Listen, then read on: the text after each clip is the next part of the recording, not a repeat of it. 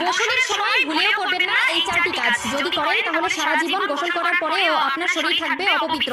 আপনার করা নামাজ, রোজা, তাসবিহ, তাহলিল, এমনকি আল্লাহর দরবারে করা কোনো ধরনের দোয়াই কবুল হবে না। বিশেষ করে যখন আপনার উপর গোসলটি ফরজ হবে, তখন তো কোনোভাবেই এই কাজগুলো করা যাবে না। কেননা গোসল যদি পবিত্রভাবে না হয়, তবে একটানা 70 বছর আপনি নামাজ পড়লেও সেই নামাজের মধ্যে এক ওয়াক্ত নামাজের ফজিলত আপনি পাবেন না, এমনকি আল্লাহর দরবারেও তা কবুল হবে না। বিশ্বনবী সাল্লাল্লাহু আলাইহি ওয়াসাল্লাম বলে গেছেন, গোসলের সময় মারাত্মক কিছু ভুল করার কারণে ব্যক্তির করা আজীবনের নামাজ আল্লাহর দরবারে কবুল হয় না। তবে ভুলগুলো মারাত্মক হলেও দেখে দেখায় সামান্য, তাই নিজেকে একজন মুসলিম মনে করলে এই ভুলগুলো কখনোই করবেন না। কেননা গোসল আমাদের পবিত্রতার একটি অংশ এবং ইসলাম ধর্মের যে কোনো কাজ করতে হলে পবিত্রতা আবশ্যক। কি সেই চারটি ভুল জানতে হলে না টেনে দেখে থাকুন সম্পূর্ণ ভিডিওটি এবং ভিডিওটি ছড়িয়ে দিন আপনার সকল মুসলিম ভাই বোনদের মধ্যে, যাতে করে তারাও এই ভুলগুলো থেকে নিজেকে শুধরে নিতে পারে, যাতে তারাও জীবনের গুনাহ থেকে বাঁচতে পারে। প্রিয় দর্শক,